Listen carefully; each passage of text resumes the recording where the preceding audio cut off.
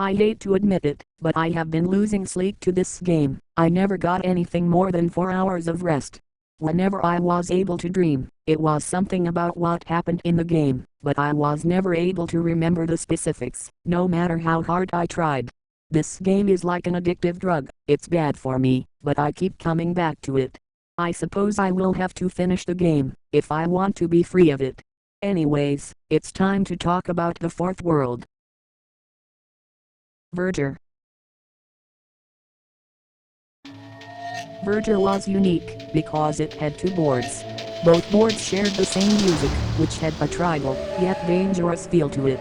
To absolutely nobody's surprise, I was now playing as Verdure, which made the jungle theme of this world kind of ironic. Scrolling to my right, I saw that the enemy monsters were Obsidius and Krystalak. This game has to be messing with me, since I do not remember Verdure confronting either monster at any point in the franchise, especially since the sludge monster didn't appear in Godzilla, at least. As for the levels on the first board, they were vegetation, mine, outskirts, and gate. At the time, I thought that maybe I did not have to deal with a boss at the end of the board for once, since there was no recall or base icon. Oh past Sarah, you sweet summer child. Verdure's playstyle can best be described as a jack of all trades. As per usual, the A button was a punch, but the B button would cause Verdure to fire a low to high laser from their eye. Pressing the A button, while holding down would make Verdure release a bunch of smog. Pressing the start button would cause Verdure to turn into their flying form, which aside from allowing them to fly, somewhat changed their moveset by remapping the smog attack to have it be just the A button, effectively getting rid of the punch. With that out of the way, onto vegetation. Vegetation took place in a particularly thick jungle. Judging by the black background, the levels also became somewhat more traditional, which was a shame, since I kind of liked the platformer elements that Stratus had. The music sounded like it could be jungle level music in a normal video game, if you replaced the synths with more natural instruments. The enemy of this stage was a weird, tentacled chameleon thing that threw rotten fruits at me. How that even dealt damage to Verdure of all cage was one hell of an important mystery, especially with how annoying they are to deal with. Mine was a miniature labyrinth, which was slightly smaller than the underwater section of Sunken Ruins back at Ripple, but the leaf background was pretty disorienting to look at. The music was weird and sounded somewhat sugary. I am not really a music expert, in case you cannot tell. The enemies here were mosquitoes crossed with hummingbirds and a strange plant with a kangaroo skull and mantis-like claws, although the latter only attacked when provoked, while the former ended up being subjected to natural selection when they attacked Verdure. Obsidius was a surprisingly sturdy opponent, but what really caught my eye was his sprite. It was cartoonish and out of place. Anyhow, the music sounded like it could very well pass for an actual song on the NES, which is pretty rare in this game. Obsidius had a punch and a kick, but he also burrowed through the ground and occasionally breathed fireballs at Verdure. The attacks hurt like hell, but they are pretty easy to dodge, if you do not get back into a corner like I did in this screenshot. Once I defeated Obsidius, Krystalak snuck up on me and started a battle, while Verdure had less than half of their life left. The situation was dire, but a combination of skill and luck was what ultimately saved my run. The music for this battle sounded like it was on a sugar rush, and for good reason.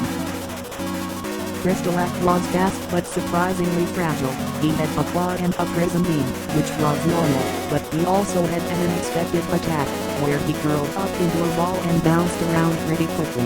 The fact that both monsters flipped when Krystalak was to the left of Verdure did not help matters, especially with how chaotic this fight was.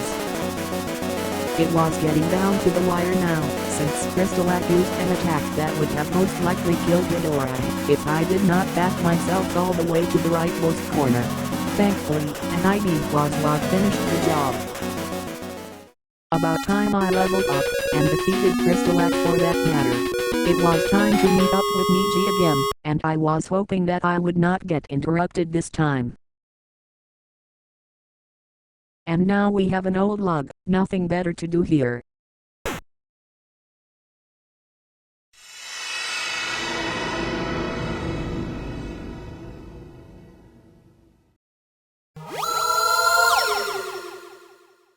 Well, that's certainly an unexpected turn.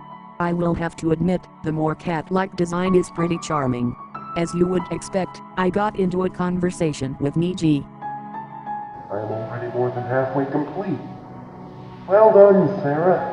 I think I might be able to recognize my reflection now. Good for you. How many pieces are there?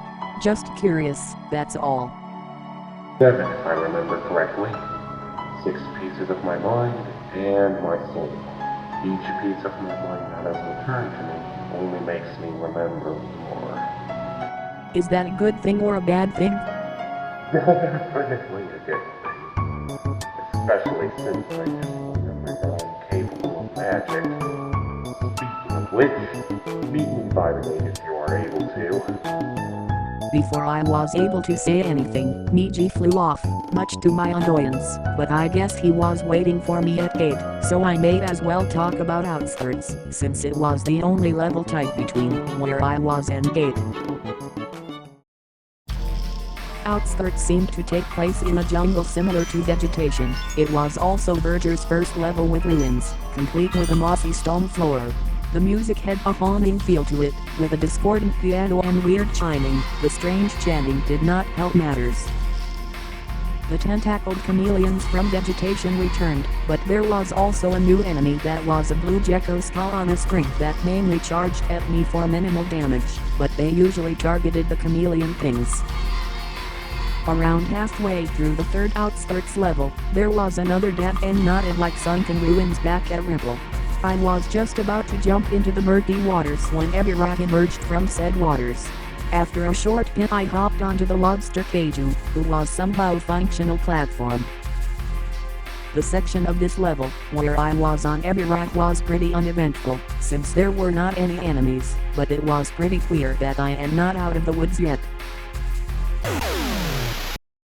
This strange beast made of water appeared, and if I am gonna be honest, it was a fun mini-boss, but also surprisingly difficult, since this thing hit almost as hard as Obsidius. The water creature mainly attacked by roaring, which caused watery pillars to appear, but attacking said pillars also hurt the creature, and if Ebirah was on one of the pillars, he would be launched into the air.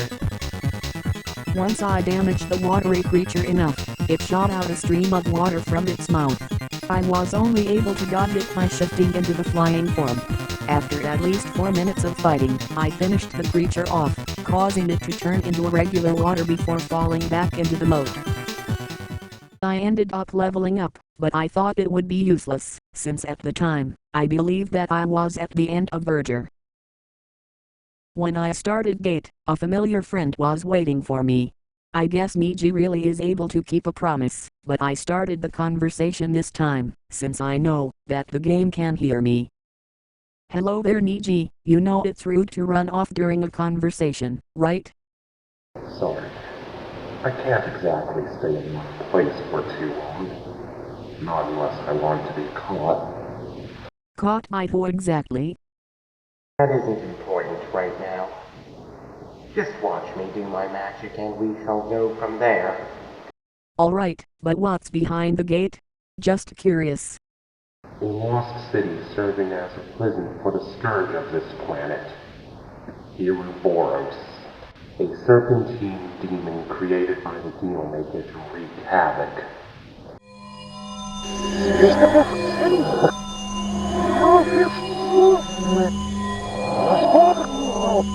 Before I was able to ask more questions, the screen darkened and Niji's eyes went blank and began flashing. I was able to hear chanting, so he had to be casting a spell. After that admittedly headache-inducing sequence was done, the gate opened, and Niji still had something to say. Oh, I forgot how exhausting magic could be. You can go on ahead without me. I have already gotten what I wanted here anyway. Niji flew away after saying that, so without much else to do, I entered the gate by pressing up, while near it. At this point, I was tired of Verger, so imagine my anger when I found out there was another board to this world. I was beyond peeved when the second board loaded in. I probably should have expected this, but I guess the exhaustion was getting to me. After taking a break to calm down, I decided to scroll to the right to see what awaited me. Thankfully, there were no enemy monsters on this board aside from who I suspected to be Hiruboros at the recall or base icon, speaking of which, the levels for this board were Plaza, Lotus Temple, an overgrown facility. I do not like talking about this part of the world, but I need to document what happened, so I am not really giving myself a choice in the matter. Plaza started innocuously enough, with an overgrown brick path, the ever-present leaf canopy of this world and a background that made it look like it took place underground, not to mention the relaxing piano music and nothing in my way. Partway through the level, I ran into yet another strange creature. It was holding a lotus and had mostly turned into a wood. It also had something to say. This has come. I can finally achieve eternal calmness. I tried to knock the lotus out of its hands, but it was already too late, since the strange creature fully turned into a wood. I could only curse myself for not being fast enough. Continuing through the level, I encountered more wooden statues. Some of them had wilted lotuses, which would turn upside down and start flying, but they were more an annoyance than anything else.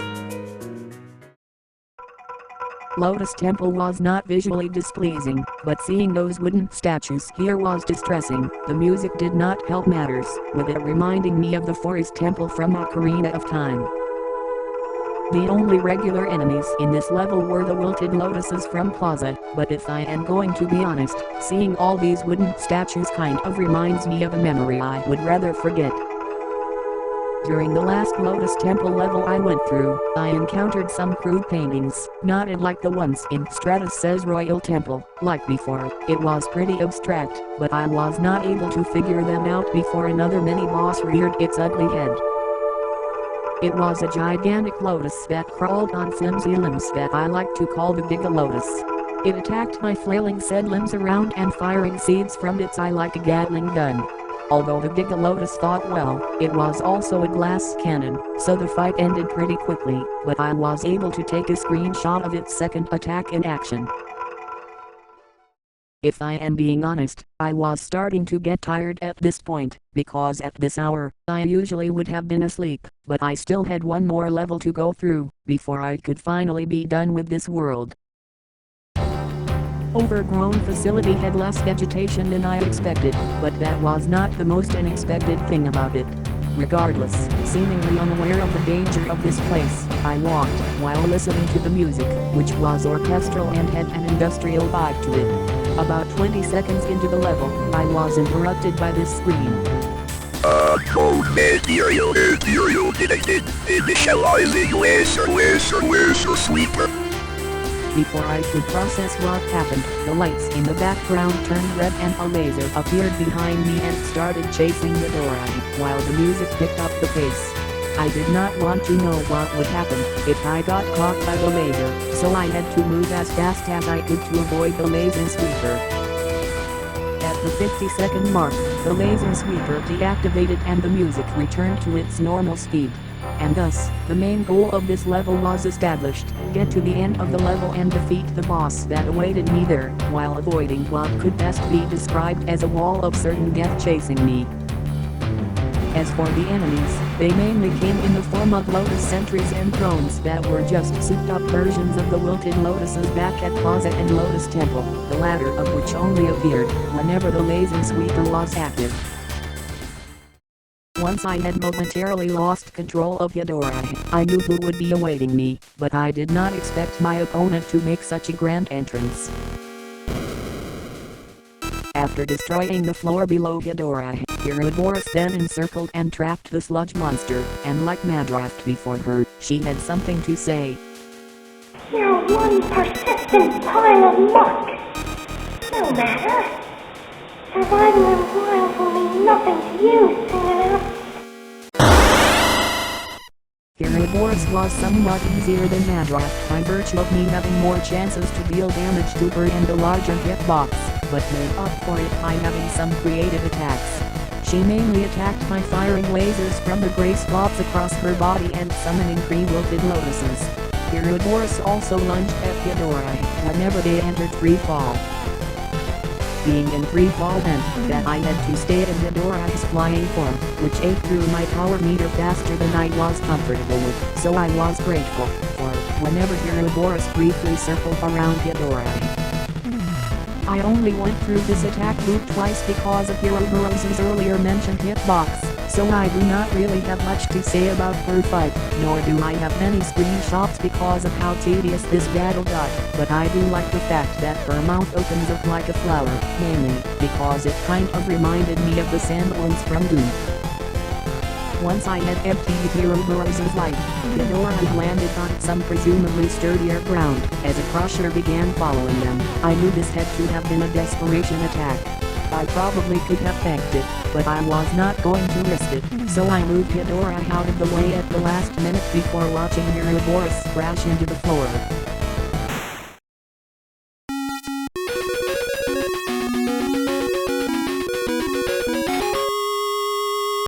And with that, I guess I am already halfway done.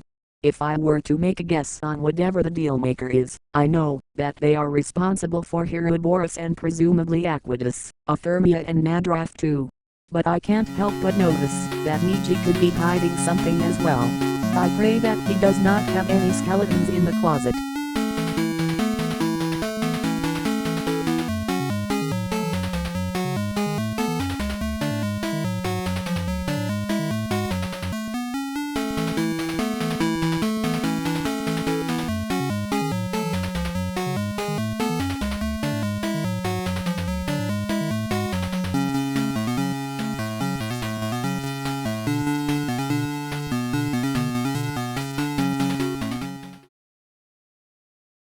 Surprise! Didn't expect me to show up after the credits, did you? Look, I'll be honest, seeing Sarah's progress, I think she might have it done by the weekend. It's pretty interesting, isn't it? Watching her play through a game generated by a supercomputer peering into the universe I live in. But seeing her mental health decline, it concerns me. But she did correctly suspect that I have a secret, so I'll tell you one right now. I hold the universal record for highest tool score in Peggle. What? Were you expecting something actually important? Don't worry, I'll tell you something that's actually important. I actually know the dealmaker, and I want him to pay for his crimes, for what he did to me, for what he did to those worlds. But alas, that is impossible in my current form. But no worries, once I'm complete, justice will be served.